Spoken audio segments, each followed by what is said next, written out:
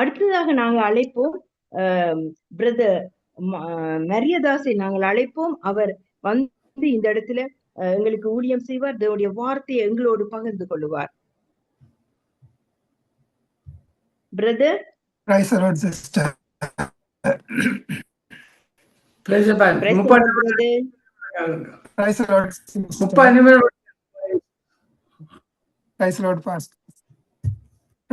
விலங்கலங்க pastor.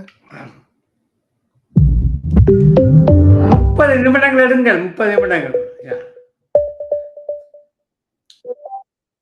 ஓகேங்க pastor. இப்ப 8:47 ஆகுது. அப்ப 9:10 மட்டும் 9:10 மட்டும் எடுக்கட்டாங்க பாஸ்டர். 45. ஓகேங்க பாஸ்டர். 30 நிமிடங்கள் எடுத்துக்கொள்ளுங்க பிரதர். 30 நிமிடங்கள். Okay sister. Okay sister. Thank you sister.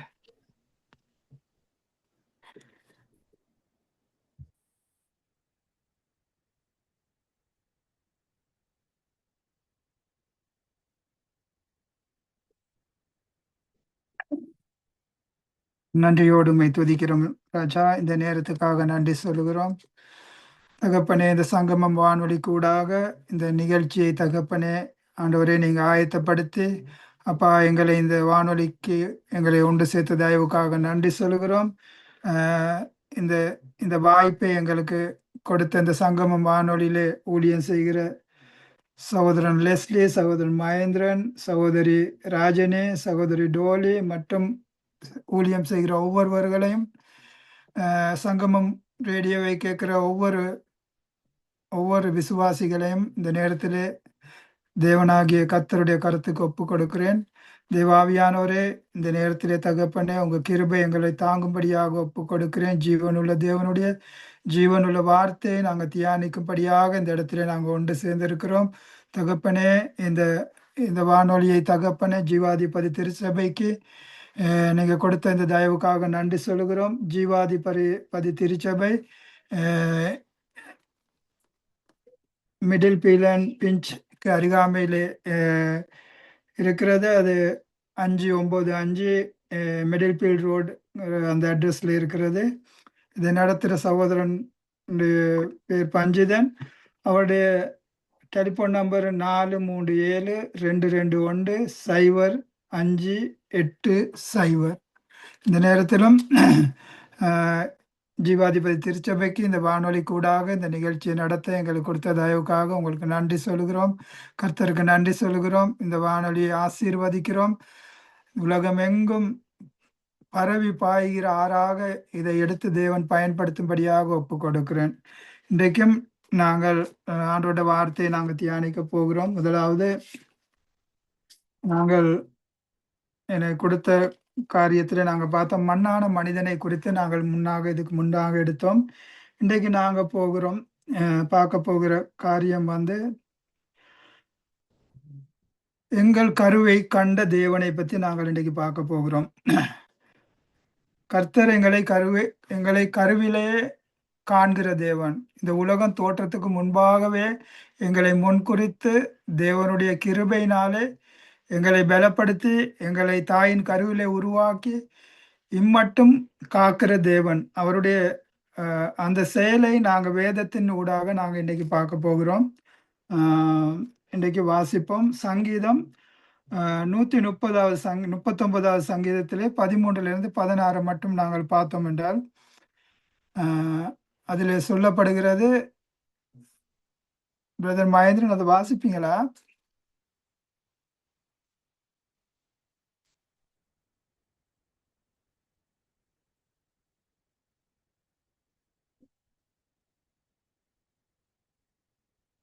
அந்த வார்த்தையை நாங்கள் வாசிப்போம். நீர் என் உள்ளிந்திரியங்களை கை கொண்டிருக்கிறீர். என் தாயின் கருவில் என்னை காப்பாற்றினீர். நான் பிரமிக்கத்தக்க அதிசயமாய் என்னை உண்டாக்கப்பட்டபடியால் உம்மை துதிப்பேன்.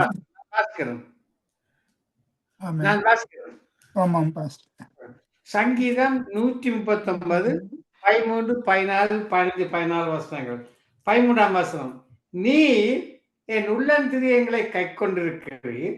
என் தாயின் கற்பத்தில் என்னை காப்பாற்றினீர். நான் பிரமிக்கத்தக்க அதிசயமாக உண்டாக்கப்படியால் உம்மை துதிப்பேன். உமது கிரியில் அதிசயமானவைகள், அது என் ஆத்மாவுக்கு நன்றாக தெரியும். நான் ஒளிப்படத்திலே உண்டாக்கப்பட்டு பூமியின் தாழ்விடங்களே விசித்திர விரோதமாய் உருவாக்கப்பட்ட போது என் எலும்புகள் உமக்கு மறவாய் இருக்கவில்லை. வசனம் 16. என் கருவை உம்முடைய கண்கள் கண்டது. என் அவயவங்கள் ஒன்றாயிலும் இல்லாத போதே அவை அனைத்தும் அவர் உருவேற்படும் நாட்களும் உமது புஸ்தகத்தில் எழுதியிருந்தது. ஆமேன். ஆமென். இந்த இடத்துல நாங்க பார்க்கிறோம், ஆண்டவருடைய ஒரு மனிதனுக்கு தேவன் கொடுத்திருக்கிற அமைப்பை, தேவன் எவ்வாறு ஒரு மனிதனை தெரிந்து கொள்கிறார், எப்படி தேவனுடைய கரம் ஒரு மனிதனுக்குள்ளாக இறங்குறது என்று நாங்கள் பார்த்தோம்னு சொன்னால், இந்த இடத்துல சங்கீதக்காரன் தாவீது இந்த சங்கீதத்தை எழுதுகிறார் என்று தான் நாங்கள் பார்க்கிறோம். அவர் தேவனை குறித்து அவர் தியானிக்கிற தியானம், அதாவது தேவனை பற்றி அவருடைய உள்ளத்திலே ஆவியானவர் அவருக்குள்ளே கொடுத்த தீர்க்க தரிசனமாக சொல்லுகிற காரியங்களைத்தான் சங்கீத புத்தகத்தில் சங்கீதங்களாக எழுதப்பட்டிருக்கிறது. இந்த இடத்துல நாங்க பார்த்தோம்னு சொன்னால், ஒரு மனிதனுடைய உருவாக்குதலை நாங்க பார்த்தோம்னு சொன்னால், வேதத்திலே நாங்க ஆதியாமம் 2வது அதிகாரத்தில் 7வது வசனத்தை வாசிக்க தேவையில்ல. வசனத்தை பார்த்தோம் என்றால், மண்ணினாலே தேவன் ஆதாமை உருவாக்கினார். நாங்கள் போன வாரம் பார்த்தோம், அந்த 16 மூலக்கூறுகளாலே தேவன் மனிதனை ஆதாமை உருவாக்கினார் என்று. ஆதாமுக்கு பேரு மண்ணான மனிதன். அப்ப மண்ணான மனிதனுக்குள்ளே அந்த பூமியில இருந்து ஆதாமை மண்ணினாலே உருவாக்கினாலும் ஆதாமுடைய சந்ததிகளை உருவாக்குறதுக்கு தேவன் அவருக்கு அவருடைய விலா எலும்பிலே எடுத்த ஏவாளை கொண்டு மனுக்குலத்தை பெருக பண்ணி இந்த பூமியை ஆளும்படியாக தேவன் ஆசீர்வதித்தார். அந்த ஆசீர்வாதம் ஒரு கரு ஒன்று தேவனுடைய ஒரு கரு ஒன்று ஒரு தாயின் கருவிலே உருவாகிற விதத்தை இந்த இடத்துல நாங்க பார்க்கிறோம். அந்த கரு ஒன்று தேவனுடைய கரத்தில் இருந்த எந்த ஒரு தாயும் இந்த பூமியில இருக்கிற எந்த தேசத்திலே எந்த இடத்துல இருக்கிற ஒரு தாய் ஒரு கருத்தரிச்சாலும் அந்த கரு தேவனால் உருவாக்கப்படுறதை இந்த வேதத்திலே நாங்க காண்கிறோம். அந்த வேதத்திலே தேவன் இந்த இடத்துல சொல்லியிருக்க முழுமையான காரியம் அவருடைய தாயின் கருவிலே அவருடைய கண்கள் எங்கட கருவை கண்டதுன்னு இந்த இடத்துல பார்க்கிறோம். அந்த இடத்துல 14வது வசனத்தை பார்த்தோம்னா, நான் பிரமிக்கத்தக்க அதிசயமாய் உண்டாக்கப்பட்டபடியால் உம்மை துதிப்பேன். உமது கிரியைகளை அதிசயமானவைகள், அது என் ஆத்துமாவுக்கு நன்றாய் தெரியும். எங்களோட ஆத்துமாவுக்கு தேவனை பற்றி எங்களுக்கு முழுமையாக அறிந்து கொள்றதுக்கு ஒரு மனிதனுடைய ஆத்துமாவும் ஆவியும் தான் தேவைப்படுகிறது. அந்த ஆவி தேவனோடு நாங்க ஒப்புரவாகிறதுக்கு எங்களோட சரீர அளவில் எங்களோட சரீரத்திலேயோ எங்களோட அவயவங்கள்ல தேவனை அறிந்து கொள்ளலாம். அது தேவனை அறிந்து கொள்றதுக்கு எங்களோட ஆத்துமாவும் எங்களோட ஆவியும் ஒன்றாக இணைந்தால்தான் தேவனுடைய கிரியைகளையும் தேவனுடைய வல்லமைகளையும் ஆவியானுடைய வழிநடத்தலையும் எங்களுக்கு காண முடியும். இந்த 15வது வசனத்தில் பார்த்தா, நான் ஒளிப்பீடத்திலே உண்டாக்கப்பட்டு பூமியிலே தாழ்விடங்களே விசித்திர வினோதமாய் உருவாக்கப்பட்ட போது என் அவயவங்கள் ஒன்றும் உமக்கு மறைவாக இருக்கவில்லை. எப்படி நாங்கள் ஆண்டவர் எங்களை ஒரு மனிதனை உருவாக்குறார் என்றால், அவர் எப்படி உருவாக்குறாருன்னு ஒளிப்பீடத்திலே உன்னதத்திலே ஒளிப்பீடத்திலே அவரை ஒரு கருவை உருவாக்கி அந்த கருவை இந்த பூமியிலே விசித்திர வினோதமாக ஒரு தாயின் கருவிலே வைக்கிறார். அந்த கருவிலே வைத்து அந்த ஒவ்வொரு மனிதனையும் ஒவ்வொரு கருவையும் தேவன் காப்பாற்றி இந்த பூமியிலே ஒரு ஒரு ஒரு குழந்தையாக உருவேற்படும் காரியங்களை இந்த வசனங்களை நாங்கள் பார்க்கிறோம்.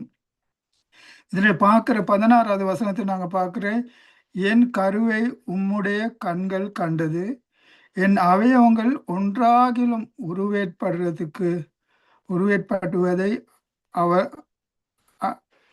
அனைத்தும் அவைகள் உருவேற்படும் நாட்களை அவருடைய புத்தகத்திலே எழுதி வைத்திருக்கார்.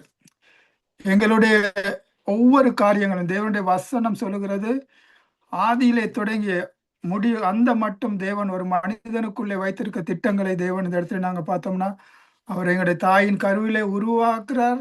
அந்த உருவாக்குற நாளை குறித்து வச்சிருக்கிறார்.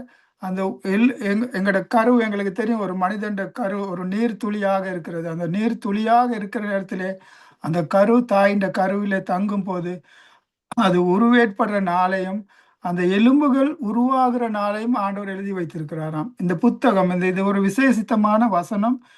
உம்முடைய புத்தகத்திலே எழுதியிருக்கிறீர். எங்களுடைய ஒவ்வொரு காரியங்களையும் ஏதோ ஒரு இடத்துல எழுதப்படுகிறது.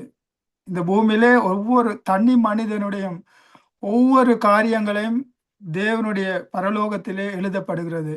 அப்ப அந்த எழுதப்படுகிற காரியத்தை தான் இந்த இடத்துல ஒரு மனிதன் கரு உருவாகி அந்த கருவிலே ஒரு நீர் துளியை போல உருவாகிற கருவிலே எலும்புகள், நரம்புகள், தசைகள், கண்கள், காதுகள், மூக்கு, வாய், விரல்கள், நெகம், தலைமயிர் இதெல்லாம் உருவேற்படுறதை நாங்கள் யோசித்து பார்த்தோம்னா அது அதிசயமான காரியம். தேவன் நாங்கள் இயற்கையாக ஏதோ நாங்கள் இப்படி மனிதனாக பிறந்துட்டோம், இப்படி வாழுகிறோம்னு நாங்கள் நினைத்தோம் என்றால் அந்த ஒரு மனிதனுக்கு தேவன் வைத்திருக்கிற உன்னதமான திட்டங்களை எங்களுக்கு காண இயலாது.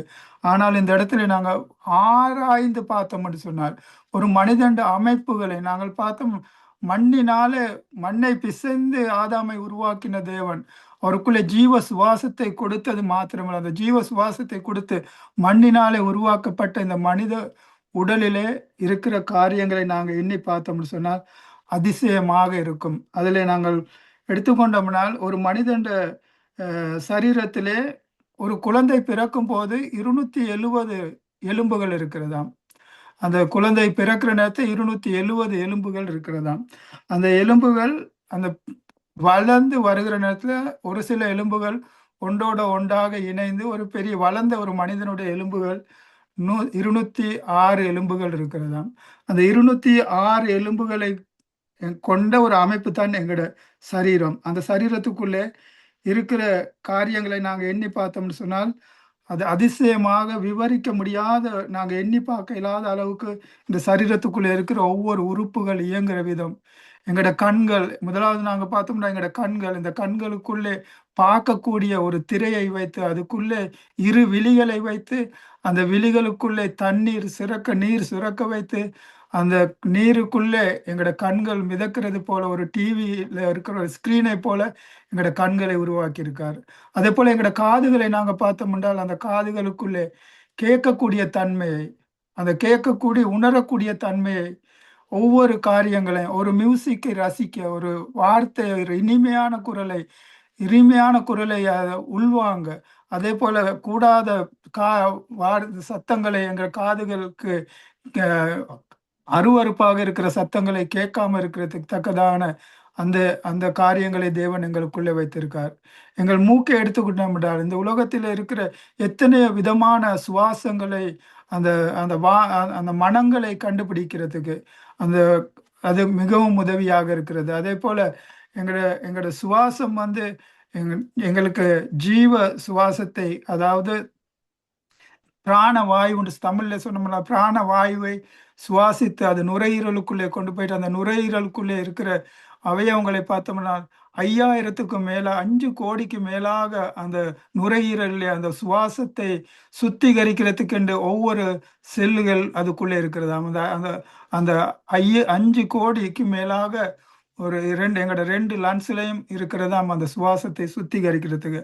அதே போல எங்களோட இருதயத்தை நாங்கள் எடுத்துக்கொண்டோம்னா இருதயம் 4 பங்காக பிரித்து ஒவ்வொரு பகுதிகளிலும் உடல்ல இருக்கிற இரத்த சுத்திகரிப்பை, அந்த இரத்தத்துக்குள்ளே தேவையான அந்த ஆக்சிஜனை போக பண்றதுக்கு அந்த நுரையிலிருந்து தொடர்புகளை எடுத்து அதுகளை வைத்திருக்கிற அந்த நரம்புகளை இரத்தத்தை கொண்டு போற நரம்புகளை நாங்கள் எடுத்துக்கொண்டோம்னா நரம்புகள் கிட்டத்தட்ட 1,00,000 கிலோமீட்டர் தூரத்தை எங்கள் சரீரத்துக்குள்ள இருக்கிற நரம்புகளை நாங்கள் எடுத்து நீட்டி பார்த்தோம்னு சொன்னால், ஒன்றாக ஒன்று வைத்து பார்த்தோம்னு சொன்னால் 1,00,000 கிலோமீட்டருக்கு மேலாக நீளமான நரம்புகள் எங்களோட இரத்த நாளங்கள் இருக்கிறதா. அந்த இரத்த நாளங்களை விட மற்ற அசுத்த இரத்தத்தை சேர்க்கிறது, மற்ற ஒவ்வொரு நுண்ணியமான காரியங்களை எங்கள் சரீரத்திலே நாங்கள் எடுத்துக்கொண்டோம்னால் எங்கள் சரீரத்தை, எங்கள் மூளைக்கும் எங்கள் சரீரத்தில் இருக்கிற ஒவ்வொரு இடத்துகளையும் டெலிஃபோன் வயரை, டெலிஃபோன் சிஸ்டத்தை ஆண்டவர் வச்சிருக்கார். அதாவது ஒரு சத்தம் கேட்கிற ஒரு நெருப்பில் எங்க கையை கொண்டு போயிட்டு அறியாமலே நாங்க தொட்ட போது நாங்கள் கையை எடுக்கிறோம். அந்த கையை எடுக்கிறதுக்குள்ள அந்த கையில சுடுபடுற அந்த நொடி பொழுதுல எங்களோட தலைக்கு மூளைக்கு அந்த சிக்னலை கொண்டு போயிட்டு கையை எடுக்க வைக்கிறக்கூடிய அந்த தன்மையை காட்டு. கடுமையான குளிர், கடுமையான வெயிலை உணர்றோம் எங்களோட சரீரத்தில். இந்த சரீரத்தில் இருக்கிற ஒரு சென்டிமீட்டர் ஒரு சென்டிமீட்டர் அளவுல எங்களோட தோலுல எடுத்தோம்னு சொன்னால் 500 வேர்வை நாளங்கள் இருக்கிறதாம். ஒரு 5 சென்டிமீட்டர் ஒரு சதையில ஒரு துண்டுல நாங்க அளந்து பார்த்து அந்தக்குள்ள எடுத்தோம்னு சொன்னால் அதுல 500 வேர்வை நாளங்கள் இருக்கிறதாம்.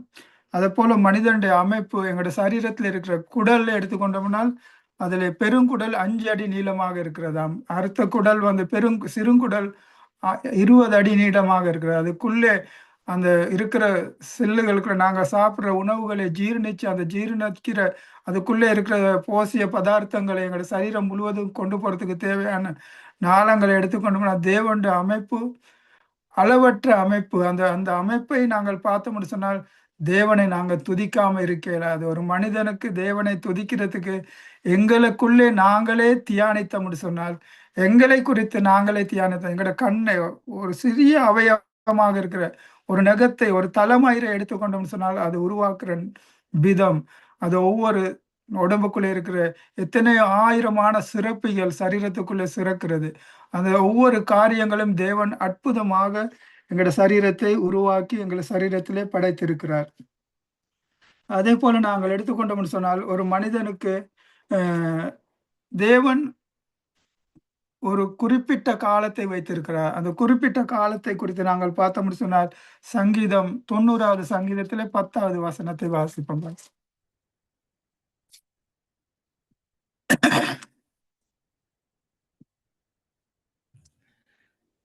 சங்கீதம் 90 19ஆம் வசனம். 10 சங்கீதம் 10 19ஆம் வசனம் இல்ல, சங்கீதம் 90 10வது வசனம்.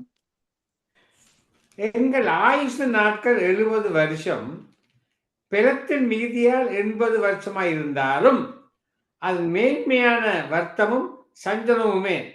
அது சீக்கிரமாய் கடந்து போகிறது, நாங்களும் பறந்து போகிறோம்.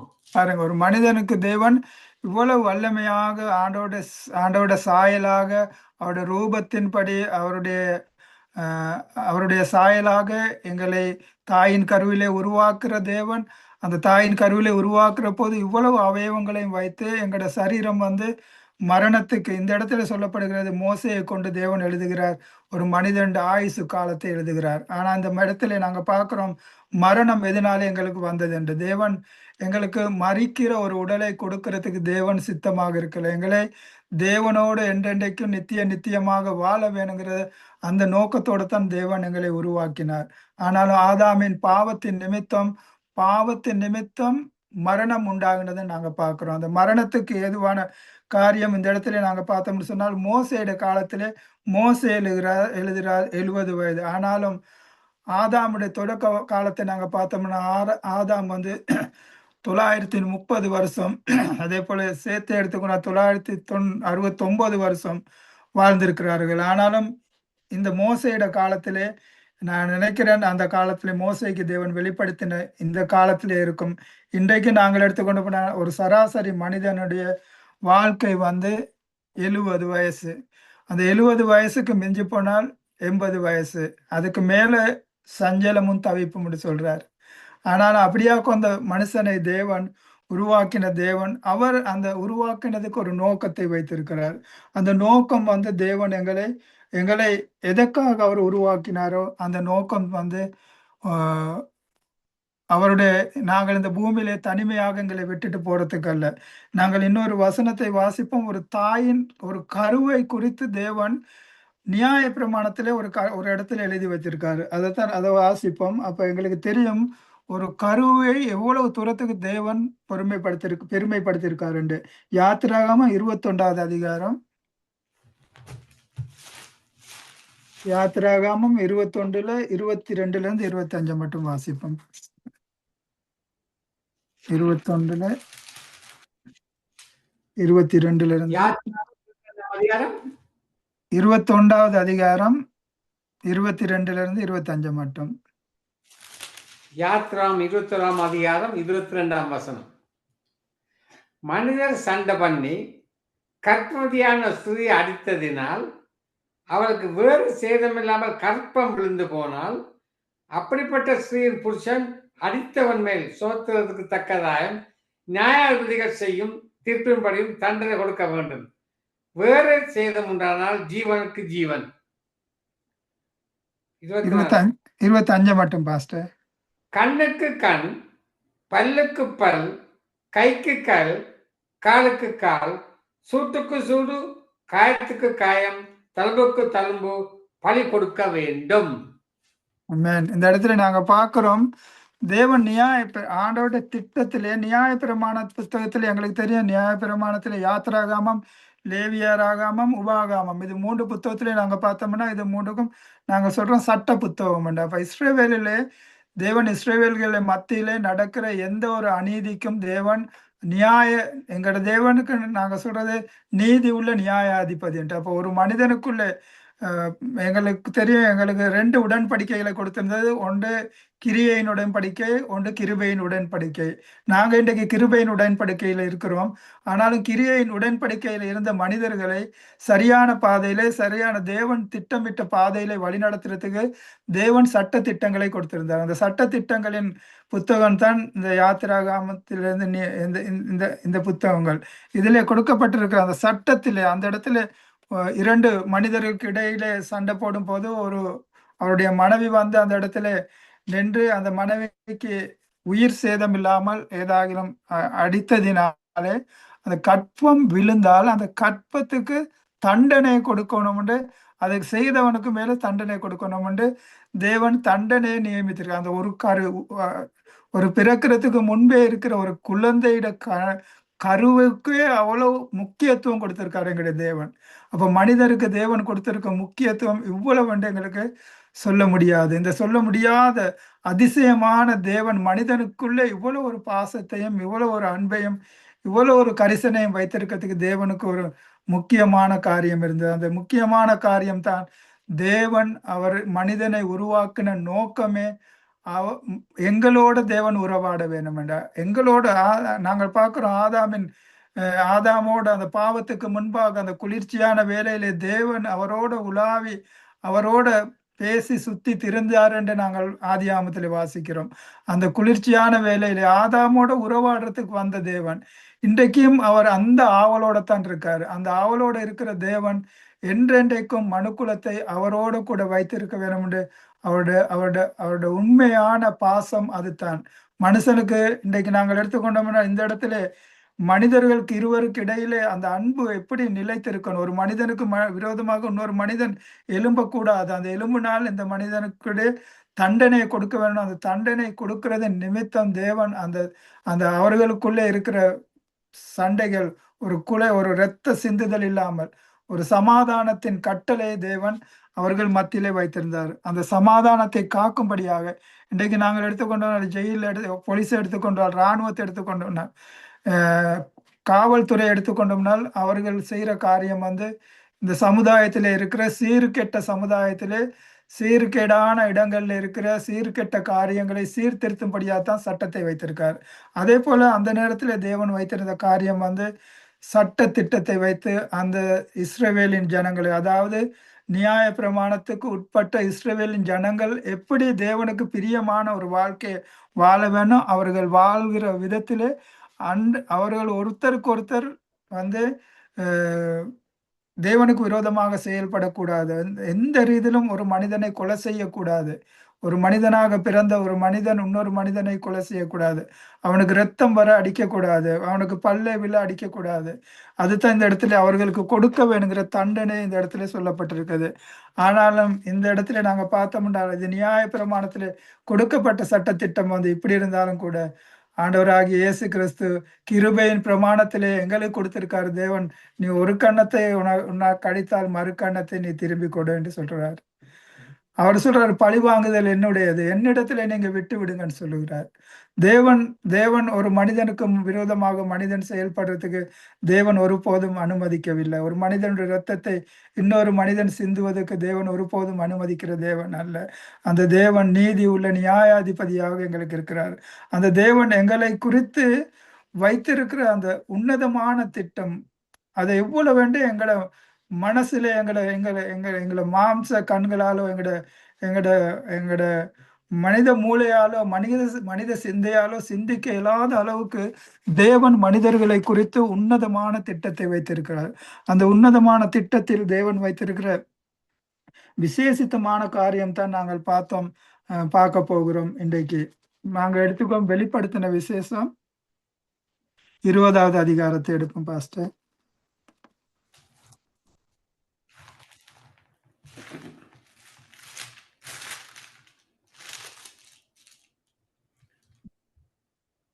வெளிப்படுத்தல் 20ஆம் அதிகாரம் 11லிருந்து 15 மட்டும் வாசிப்போம். வெளிப்படுத்தல் 20ஆம் அதிகாரம் 11லிருந்து பக்கம் 20ங்க பாஸ்டர். 3. பின்பு நான் பெரிய வெள்ள சிங்காசனத்தையும் அதன் மேல் வீற்றிருக்கிறதையும் கண்டேன்.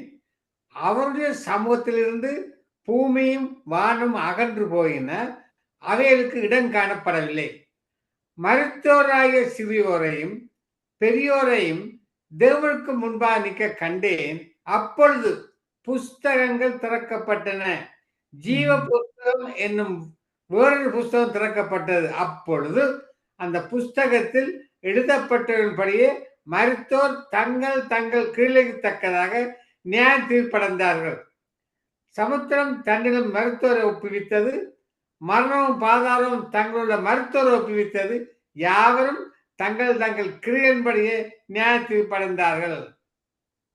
ஆமென். இந்த இடத்துல இதுதான் தேவன் வைத்திருக்க உன்னதமான திட்டம். இந்த திட்டத்தை ஆதியாகமத்திலே ஆதாமை உருவாக்கின போது தேவன் வைத்திருந்த திட்டம் தான் இது.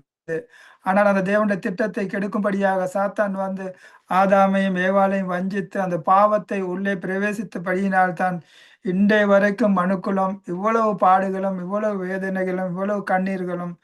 ஒவ்வொரு நாளும் ஒரு மனிதன் காலையில் எலும்பினிலிருந்து இரவு படுக்க போக மாட்டோம். இரவு படுத்தாலும் அவனுக்கு நிம்மதியான நித்திரை இல்லை. ஒரு சில இடங்கள்ல ஒரு சில தேசங்களை நாங்களும் யுத்தங்களை சந்தித்து வந்த தேசத்திலிருந்து வந்திருக்கோம். ஒரு மனிதனுக்கு நிம்மதியாக வாழக்கூடிய சூழல் இந்த பூமியில இல்லை. ஆனாலும் தேவன் அதுக்கு ஒரு திட்டத்தை வைத்திருக்காது. அந்த திட்டத்தின் கடைசியான பகுதி தான் ஒரு மனிதனுக்கு தேவன் வைத்திருக்க கடைசியான திட்டத்தின் இதுதான். தேவன் இந்த பூமியை பாவம் நிறைந்த இந்த பூமியை, அழிவுக்குரிய இந்த பூமியை, அக்கிரமமும் பாவமும் நிறைந்து மனிதர் மன்னிக்க இயலாதபடி தேவனை தேடாதபடிக்கு ஒவ்வொரு மனிதனுக்குள்ளும் சாத்தான் ஆனவன் போட்டிருக்க தீமையான விதை. அதான் நாங்கள் பார்க்கிறோம். ஆண்டவரோட சொல்லுகிற ஏதேனிலே வைத்தார், நன்மை தீமை அறிகிற விருட்சத்தின் கனியை நீ புசிக்காதே என்று ஆண்டவர் சொன்னார். ஆனாலும் ஆதாம் அந்த நன்மை தீமை அறிகிற கனியை புசித்ததின் நிமித்தம் முழு மனுக்குலமும் இவ்வளவு ஒரு வேதனைக்குள்ள இவ்வளவு அழிவுக்குள்ள போனாலும் தேவன் கடைசி திட்டத்தை வைத்திருக்கார். அந்த கடைசி திட்டத்தில தேவன் மறுசுழற்சியாக இந்த உலகத்தை ஒரு சீரமைக்க போகிறார்.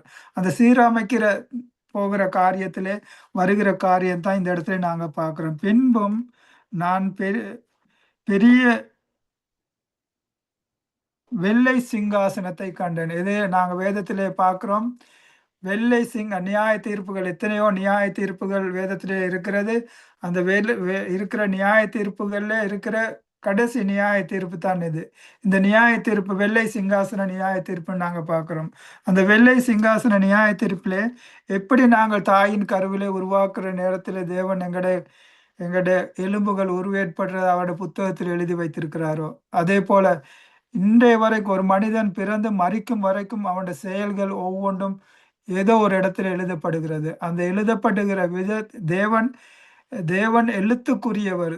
ஒவ்வொரு காரியத்தையும் உறுதிப்படுத்தி அதுக்கு ஏற்ற நியாயத்தை செய்கிறார். அதுதான் எங்கள் தேவனுக்கு சொல்றார், நீதி உள்ள நியாயாதிபதினு நாங்க சொல்றோம். அந்த நீதி உள்ள நியாயாதிபதியோட கடைசி நியாய தீர்ப்பு மனிதனுக்கு கொடுக்கிறது தான் இந்த வெள்ளை சிங்காசன நியாய தீர்ப்பு. இந்த வெள்ளை சிங்காசன நியாய தீர்ப்பை நாங்கள் பார்த்தோம் என்றால் அதில் சொல்லப்படுகிறது, பின்பு நான் பெரிய வெள்ளை சிங்காசனத்தை அதன் மேல் வீட்டிருக்கிறவரையும் கண்டேன். அவருடைய சமூகத்திலிருந்து பூமியும் வானமும் அகன்று போய்விட்டது. அப்ப நாங்கள் பார்க்கிற இந்த பூமியும் இந்த வானமும் மறுசுழற்சிக்கு ஆண்டவர் வைத்திருக்காரு. இந்த பூமியில இருக்கிற எல்லாம் இன்றைக்கு எடுத்தோம்னு சொன்னால் காலத்துக்கு ஏற்ற சீரான காலநிலை இல்லை. மழை பெய்கிற காலத்துக்கு வெயில் அடிக்கிற வெயில தாங்க இல்லாத வெயில், வெக்கை, மண் சரிவு, நிலநடுக்கம் நாங்கள் பார்த்தோம்னா இந்த கடைசி காலத்திலே நாங்கள் நிற்கிறோங்கிறதுக்கு இதுகள் தான் அறிகுறி. இயற்கையின் அனர்த்தங்கள் கூடி மனிதன் வாழ இயலாத அளவுக்கு இன்றைக்கு நாங்கள் பார்த்தோம்னா ஐரோப்பாவில் பார்த்தோம்னா எத்தனையோ 1000 பேர் அந்த சூரியனுடைய வெப்பம் அதிகரித்தனாலே மரித்து போகிறார்கள். நாங்கள் இனி பார்க்க போகிற காலம், நாங்கள் இனி வாழ போகிற காண போகிறதை, நாங்கள் கேட்க போகிற காரியங்கள் எல்லாம் அந்த நியாய பிரமாணத்துக்கு தேவனுடைய நியாய தீர்ப்பின் காலத்துக்குள்ளே நாங்கள் இருக்கிறோம் என்று இதே ஒரு சாட்சிகளாக இருக்கிறது. இவ்வளவு காலமும் இல்லாத காரியங்களை நாளுக்கு நாள், வருடத்துக்கு வருடம், நாங்கள் சிறு வயதில் இருந்த போது இருந்த உலகம் இல்லை இன்றைக்கு இருக்கிறது. இன்றைக்கு இருக்கிற உலகம் அழிவுக்குரிய உலகமாக, அந்த அழிவுக்குரிய உலகத்தை தேவன் வைத்திருக்கிறாருங்கிறதை இன்றைக்கு வாழ்கிற எங்களுக்கு ஒரு சாட்சியாக இருக்கிறது. இந்த சாட்சியாக இருக்கிற இந்த காலத்திலே தான் நாங்கள் வாழ்கிறோம்.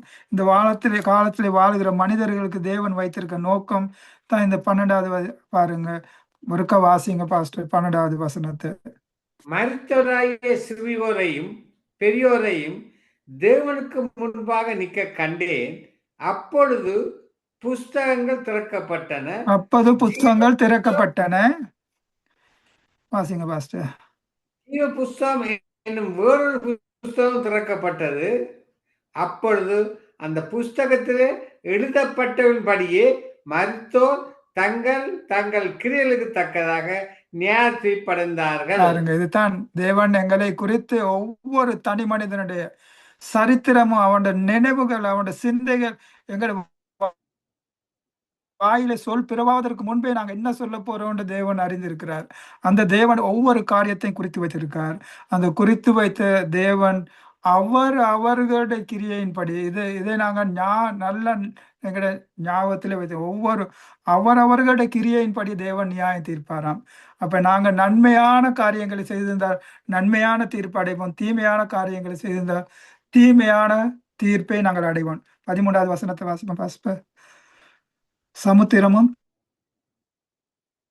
சமுத்திரமும் தன்னுள்ள மருத்துவரை ஒப்புவித்தது, மரணமும் பாதாளமும் தங்களுள்ள மருத்துவரை ஒப்புவித்தன, யாவரும் தங்கள் கிரியைகளின்படியே நியாயத்தீர்ப்படைந்தார்கள். இந்த இடத்துல பார்க்கிறோம், ஒவ்வொரு இந்த பூமியிலே நாங்க தண்ணீரில் இல்லாவிட்டால் பூமியிலே நாங்கள் மறித்து ஏதோ ஒரு ஆக்சிடென்ட்லயோ இல்லாவிட்டால் எரிந்தோ இல்லாவிட்டால் தண்ணீர்ல மூழ்கியோ எங்கெங்கெல்லாம் ஒரு மனிதன் மறித்திருக்கானோ அந்த முழு மனுக்குலமும் இந்த பூமியிலே மறுபடி அவர்கள் எழுந்திருப்பார்கள். அதுதான் கடைசி நியாய தீர்ப்படைய போகிற நியாய தீர்ப்படைகிற அந்த நேரம். அந்த நேரத்திலே சமுத்திரத்திலே மறித்தவர்கள், பூமியிலே மறித்தவர்கள், பாதாளத்திலே உள்ளவர்கள் எல்லோரையும் தேவன் கொண்டு வருவாராம். ஆனா இதுக்கு முன்பாக இன்னொன்று நடக்கிறது. தேவன் சபைக்காக வைத்திருக்க திட்டம், அவருடைய ரகசிய வருகையிலே எங்களை தேவனுக்குரிய ஒவ்வொரு மனிதனையும் ஆண்டோட வார்த்தை சொல்லுகிறது, அவருடைய நாமத்தின் மேலே விசுவாசம் வைத்து எத்தனை பேர்களோ அத்தனை பேரும் அவர்களுடைய பிள்ளைகள் ஆகும்படியாக எங்களுக்கு ஆண்டவர் தகுதியை கொடுத்திருக்காராம். அப்படி ரட்சிக்கப்பட்ட சபைக்குள்ளே இருக்கிறவர்களை தேவன் ரகசிய வருகையில எடுத்துக்கொள்வார். இது கடைசி நியாய தீர்ப்பிலே அவர்கள் இந்த பூமியிலே, அதுதான் முதலாவது மரணம்ங்கிறது. 2வது மரணம் இந்த இடத்துல நாங்க பார்க்கிறோம். அந்த இடத்துல 2வது மரணம் அடைகிறவர்களை ஒருபோதும் அவர்கள் இந்த பூமியிலே இருக்க மாட்டார்கள். அவர்களுக்கு வைத்திருக்க திட்டம் தான் இந்த 15வது வசனம். வாசிப்போம் பாஸ்டர் 15. ஜீவ புஸ்தகத்திலே எழுதப்பட்ட காணப்படாதவனோ அவன் அக்கினி கடலில் தள்ளப்பட்டான். பாருங்க, தேவனுடைய தேவனுடைய விசுவாச பிள்ளைகள், ஆண்டவருடைய ராஜ்யத்தை இன்னைக்கு நோக்கி பார்த்திருக்க பிள்ளைகள், தேவனுடைய சபையிலே மறுபிறப்படைந்து ரட்சிக்கப்பட்டு ஆண்டவருடைய சபையிலே வாரம் தோறும் நாங்க போகிறோம், போயிட்டு ஆண்டவரை ஆராதிக்கிறோம். எங்களோட கிரியைகள் எப்படி இருக்குது, எங்களோட சிந்தைகள் எப்படி இருக்கு, நாங்கள் எவ்வாறு எங்களோட வாழ்க்கை வாழ்கிறோம், எங்களோட ஒவ்வொரு காரியத்தையும் தேவன் நியாயம் தீர்த்து நியாயம் அவருடைய புத்தகங்கள் எழுதி கொண்டிருக்காரு. அப்ப நாங்கள் எங்களுக்கு கொடுத்திருக்க ஒரு விசேஷித்த புத்தகம் தான் இந்த தேவனுடைய ஜீவ புத்தகம். இந்த எங்களுக்கு கொடுத்திருக்க ஜீவ புத்தகம் இந்த வேத புத்தகம். இந்த வேத புத்தகத்திலே இருக்கிற ஒவ்வொரு எழுத்துகளும், ஒவ்வொரு உறுப்புகளும், அந்த எழுத்துகளோட ஒவ்வொரு வார்த்தைகளும் தேவனுடைய சிந்தையிலிருந்து வந்த வார்த்தைகள் தான் இது. இந்த வார்த்தைகள் நிமித்த இதை வைத்து தான் தேவன் எங்களுக்கு நியாயம் தீர்க்க போகிறார். அப்ப எங்களுடைய கடைசி முடிவு எங்க இருக்க போகுது? இந்த 13வது வசனம் 13வது இருக்கதா, 15வது இருக்கதா? நாங்களே எங்களுக்கு ஜீவ புஸ்தகத்திலே பேர் எழுதப்படாதிருக்கிற அத்தனை பேரும் அக்கினி கடலில் தள்ளப்படுவார்கள்.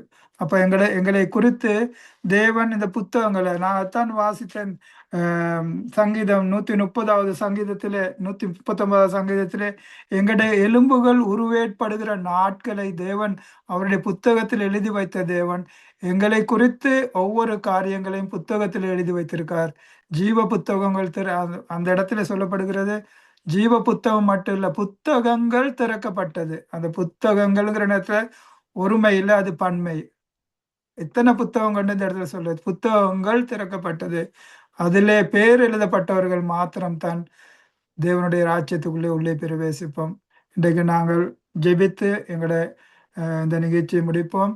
தேவனுடைய கருத்துக்கு எங்கள் ஒவ்வொருவரையும் ஒப்பு கொடுப்போம். கேட்ட ஒவ்வொருவரையும் தேவனுடைய கருத்துக்கு ஒப்பு கொடுக்கிறோம். இதை கேட்க போகிற ஒவ்வொருவரும் அந்த ஜீவ புத்தகத்திலே பேர் எழுதப்படத்தக்கதாக கர்த்தாவே உமது கரத்துக்கு ஒப்பு கொடுக்கிறோம். இதை வாசிக்கிறவர்கள், இதை கேட்கிற நாங்கள், இதை அறிவிக்கிற நாங்கள், ஆண்டவரே இதை கேட்க போகிற எத்தனையோ கோடான கோடி மக்கள் தகப்பனே, அவர்களை உங்க கரத்துக்கு ஒப்பு கொடுக்கிறோம். உங்களோட ஜீவ புத்தகத்திலே பேர் எழுதப்படும்படியாக நான் எத்தனை பேருக்கு நான் அந்த வாசலை திறந்து வைத்திருக்கேன், எத்தனை பேருக்கு அந்த ஜீவ புத்தகத்திலே பேர் எழுதுறதுக்கு நான் காரியத்தை நான் செய்து கொண்டிருக்கிறேன். தேவனே, எங்கள் ஒவ்வொருவரும் நாங்க உங்களுக்கு கணக்கு கொடுக்கிறவர்களாக இருக்கிறோம். என்ற பெயர் மாத்திரம் ஜீவ புத்தகத்துல இல்லை. மோசே சொல்லுகிறது போல ஆண்டவரே, அவர்களை இந்த இடத்துல இருந்து அவர்களை அழிக்காதபடிக்கு, அவர்களை அழிக்கிறதுக்கு முன்பாக அழித்தீங்கன்றால் என்னுடைய பெயரை ஜீவ புத்தகத்திலிருந்து கிறுக்கி போடும் என்ற மோசே சொன்னது போல இந்த உலகத்திலே பாவத்திலும் சாபத்திலும் அக்கிரமத்திலும் மரித்து கொண்டிருக்கிற ஒவ்வொருவருக்கும் ஆண்டவரே உங்க ஜீவ புத்தகத்திலே பேர் எழுதப்படத்தக்கதாக கிரியை செய்ய எங்களுக்கு கிருபையை தந்து எங்களை வழிநடத்தும்படியாக உங்க உன்னத கருத்துக்கு ஒப்பு கொடுக்கிறேன். இந்த வானொலியை ஆசீர்வதிங்கப்பா. இதை நடத்துகிற ஒவ்வொரு சகோதர சகோதரிகளையும் உங்க கருத்துக்கு ஒப்பு கொடுக்கிறேன். உலகம் எங்கும் தகப்பனே அப்பா, உங்களோட சுவிசேஷத்தை பரப்புறதுக்கு இது ஒரு கருவியாக நீங்க எடுத்து பயன்படுத்தி ஆண்டவரே அழிந்து கொண்டிருக்கிற ஆத்துமாக்களுக்கு ஜீவ ஒளியாக இதை பயன்படுத்தும்படியாக ஆண்டவரே, இதில் வருகிற ஒவ்வொரு ஊழியக்காரர்களும் கர்த்தாவே உமது வார்த்தைகளை சத்தியத்தை சத்தியமாக பேசி உமது ராஜ்யத்தையும் உமது நீதிக்கு உட்படுத்தி தகப்பனே உமது உன்னத ராஜ்யத்தை கட்டுறவர்களாக எங்களை ஒப்பு கொடுக்கிறோம். இயேசுவின் நாமத்திலே ஜெபிக்கிறோம் எங்க நல்ல பிதாவே. ஆமென். ஆமென் ஆமென். ஹல்லேலூயா. Thank you brother.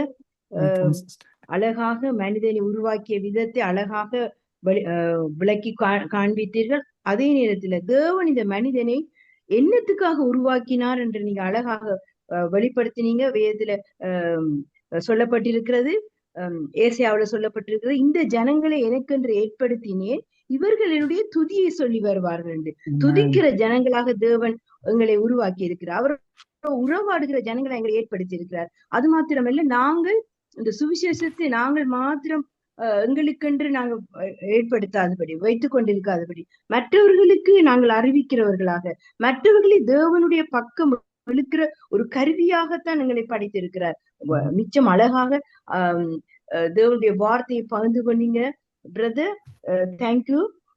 இதை கேட்டுக்கொண்டிருக்கிற ஒவ்வொருவரும் ஆசீர்வதிக்கப்பட்டிருப்பார்கள். அவர்கள் கூட தேவனுடைய வார்த்தைக்கு நடுங்கி தேவனுடைய வார்த்தையை அறிந்து கொள்ளத்தக்கதாக ஒரு தருணத்தை இந்த சங்கமம் வானொலி, நித்திய வெளிச்சம், வார்த்தையின் வசனம் கொடுத்திருக்கிறது. அதற்காக தேவாதி தேவனுக்கு நாங்கள் நன்றி செலுத்துகிறோம். Thank you brother. Welcome, sister. God bless you, sister. நாங்கள் இந்த வானொலி நிகழ்ச்சியின் முடிவு பகுதிகளாக நாங்கள் வந்திருக்கிறோம். இந்த வேளையில நாங்கள் ஜெபிப்போம். எத்தனை ஊழியக்காரர்கள் ஆரம்பத்தில் இருந்து ஒவ்வொரு வார்த்தைகளை துதி மூலம், பாடல்கள் மூலம், தியானம் மூலம், ஜெபம் மூலமாக அநேக சகோதரிகள் இந்த இடத்துல வந்து தேவனுடைய நாமத்தை மகிமைப்படுத்தி இருக்கிறார்கள். அது போல pastor Victor Paul, pastor Samuel Raj, brother Mariadas என்று ஒவ்வொருவரும் வார்த்தையை கொடுத்திருக்கிறார்கள். அவர்களுக்காக நாங்கள் நன்றி செலுத்துவோம். அதே போல இந்த வானொலி நிகழ்ச்சியை நடத்தும்படியான ஒரு இதயத்தில் ஒரு எண்ணத்தை தேவன் கொடுத்திருக்கிறார். பிரதர் மகேந்திரனுக்கு கொடுத்திருக்கிறார், பிரதர் ஸ்டான்லிக்கு கொடுத்திருக்கிறார், அவருடைய மனைவி ரீட்டா அவர்களுக்கு கொடுத்திருக்கிறார். அது போல சகோதரன் பந்துஜனை கூட இந்த இடத்துல இதற்கு உதவியாக வைத்திருக்கிறார். அப்படிப்பட்ட ஊழியத்தை செய்வது தேவனுடைய கிருபை. தேவனை குறித்து ஒரு அன்பு இருந்தால்தான் இப்படிப்பட்ட ஊழியத்துக்கு நாங்கள் செய்ய முடியும். அதற்காக தேவனுக்கு நன்றி. இந்த ஊழியத்தை செய்கிற ஒவ்வொருவருக்கும் நன்றி செலுத்துவோம். தகப்பனே, இந்த ஊழியத்தை குறித்து நீர் வைத்திருக்கிற திட்டங்கள், நோக்கங்களுக்காய் ஸ்தோத்திரம். அதே போல இந்த ஊழியத்தை ஆண்டவரே நீர் உலகமெங்கும் பரப்பி கொண்டிருக்கிறபடினாலே உமக்கு நன்றி. சங்கமம் வானொலி நித்திய வெளிச்சத்துக்கூடாக, வார்த்தையின் வெளிச்சத்துக்கூடாக வார்த்தையை கேட்டுக்கொண்டிருக்கிற ஒவ்வொருவருடைய இதயத்தின் ஆழத்திலும் இது பதிந்து அநேகர் ஆண்டவரே விழிப்படையவும், விழுந்தவர்கள் எழுந்திருக்கவும், ஆண்டவரே அறியாதவர்கள் கூட அறிந்து கொள்ளவும் தக்கதாக நீர் வழி நடத்துகிறபடினாலே ஸ்தோத்திரம். இந்த வார்த்தையின் வெளிச்சமானது கர்த்தாவே ஒவ்வொருடைய உள்ளத்தின் ஆழத்திலும் பதிகிறபடினாலே ஸ்தோத்திரம். இதுல வார்த்தையை கொடுக்கிற ஒவ்வொருவரும் நேர்த்தியாய் உம்முடைய நாமத்தை மகிமைப்படுத்துகிறதை நீங்க காண்கிறீங்க. அதற்காக உமக்கு நன்றி செலுத்துகிறேன். ஆண்டவரே, கேட்டுக்கொண்டிருக்கிற உள்ளங்கள் ஒவ்வொன்றிலும் ஆண்டவரே வேதனைகளோ, கவலைகளோ, துக்கங்களோ, ஆண்டவரே நோய்களோ, டிப்ரெஷன், எந்த காரியங்கள் இருந்தாலும் எல்லாம் இயேசுவின் நாமத்தினாலே இன்றைய நாள்ல அகன்று போனபடினாலே ஸ்தோத்திரம். புதிதான ஒரு வெளிச்சம் அவர்களுக்குள்ள உதித்தபடினால் உமக்கு நன்றி செலுத்துகிறேன். ஆண்டவரே, உலகமெங்கும் ஆண்டவரே நித்திய வெளிச்சத்தை சங்கமம் வானொலி கொண்டு போகிறது கர்த்தாவே. ஆண்டவரே, சங்கமம் வானொலியை நீங்க ஆசீர்வதிக்க வேண்டுமா ஜெபிக்கிறேன். அதுல எந்த பிழைகேடுகளும் வராதபடிக்கு நேர்த்தியாய் ஆண்டவரே இந்த வசனங்கள், வார்த்தைகள் செல்லத்தக்கதாக ஆண்டவரே நீர் பொறுப்படுத்தபடினாலே உமக்கு நன்றி செலுத்தி இந்த காலை வேளையை ஒப்புக் கொடுக்கிறேன். இதுல ஊழியம் செய்தவர்களுக்காக நன்றி, ஆண்டவர் வார்த்தை கொடுத்தவர்களுக்காக நன்றி, வர்ஷிப் செய்த ஒவ்வொருவருக்காக நன்றி. உம்முடைய நாமம் ஒன்றே மகிமைப்படுவதாக என்று சொல்லி இயேசுவின் நாமத்தினாலே எல்லாவற்றையும் ஒப்பு கொடுத்து ஜெபிக்கிறேன். ஆண்டவரே, விசேஷமாய் பாஸ்டர் ஞான பிரகாசத்தை உடைய கரத்துல ஒப்பு கொடுக்கிறோம். ஆண்டவரே, சுக இனங்கள், வெளி இனங்கள் எல்லாம் மாறட்டும். ஆண்டவரே, அந்த ஊழியக்காரன் இந்த இடத்துல வந்து வார்த்தை கொடுக்கிற ஊழியக்காரன் ஆண்டவரே நீர் அவரை பொறுப்படுப்பீராக, ஆசீர்வதிப்பீராக, சுகத்தோடு பலத்தோடு ஆண்டவரே அடுத்த முறை வந்து இந்த இடத்துல வார்த்தை கொடுக்கும்படியாக அவரை நீர் ஆண்டவரே பலப்படுத்துகிறபடினாலே உமக்கு நன்றி செலுத்தி இயேசுவின் நாமத்தினாலே எல்லாவற்றையும் ஒப்பு கொடுத்து ஜெபிக்கிறேன் எங்கள் ஜீவனுள்ள நல்ல அருமை தகப்பனே. ஆமென். ஆமென்.